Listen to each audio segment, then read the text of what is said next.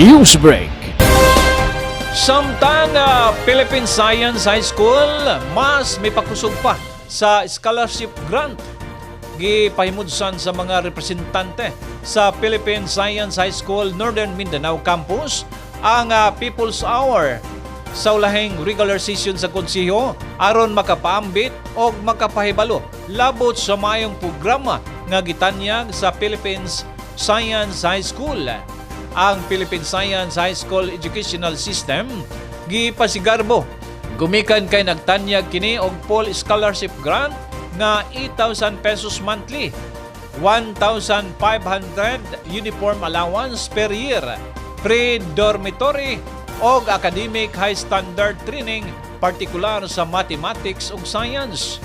Ang Philippine Science High School Northern Mindanao Campus ana karon sa Barangay Nangka, Balui, Lanao del Norte, sukad pa niadtong 2004. Apan unom ka tuig nga nahimong school campus ang Mindanao Civic Center sa pagbukas niadtong 1998 sa paningkamot sa Dimapuro Administration. Gipasigarbo sa Philippine Science High School nga daghan ng mga usamisnon nga nahimong produkto o gusto pa nila nga mas mudagan pa ang mga kabatanunan nga mutungha. Ang Philippine Science High School ilalom sa pagdumala sa Department of Science and Technology o Board of Trustees member ang Department of Education. Bukas ang DOST o Philippine Science High School nga mubutang og bagong school campus kon ang Usami City LGU interesado pinaagi sa paghatag og school site nga musukod og 7 hectares. Ang may nitong pag-abi-abi sa Usami City Council gipasalamatan sa team Philippine Science High School Northern Mindanao Campus nga gipanguluhan sa school administrator Miss Raquel Macamay o faculty member nga si Engineer Chuchi Garganira o Sir Ayan Chris Kadili. Kaya nga nabanggit ko po na baka ang Usamis ay mag-vie or mag-bid.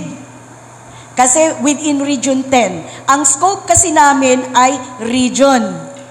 Hindi pwede na magkaroon ng dalawang Pisay campuses in a province. So therefore, Lanao del Norte, hindi na pwedeng magkaroon ng another Pisay campus, kundi sa ibang province naman.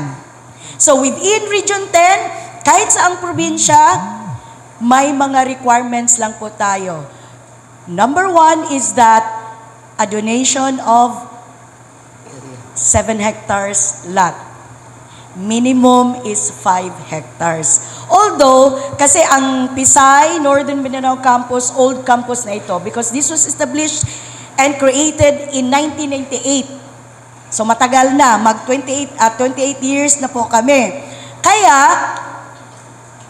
ang aming lote ay 4.9 lang, but that is donated by the LGU of Balui through the then Mayor Ali and also the community people in Balui. So, kami po ay naghahanap ng mga lugar which will serve as our campus site for PSHS by virtue of a donation. So, baka Vice Mayor, baka maraming lote dito sa Usami City, pwedeng magkaroon ng Pisay. Okay? The Philippine Science High School System offers a scholarship program with free tuition, a monthly stipend and living allowance.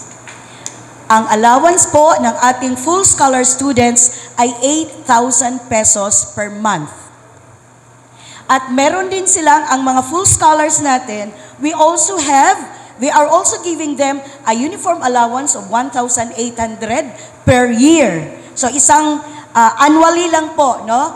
Bali sa isang taon, magbibigay po tayo ng uniform allowance in the amount of 1,800 for our students and transportation allowance, 2-way lang po in a year. So kibali, isang beses pagpunta nila at pagbalik, so twice lang po ang para sa transportation allowance ng mga bata. We have also residence halls or dormitories in which we can accommodate students coming from far areas. Like for example, currently we have students who are enrolled with us from Osamis City. So, nasa dormitory po sila ngayon. And other students coming from other areas or other cities or provinces such as Camiguin, for example, nasa dormitory po sila.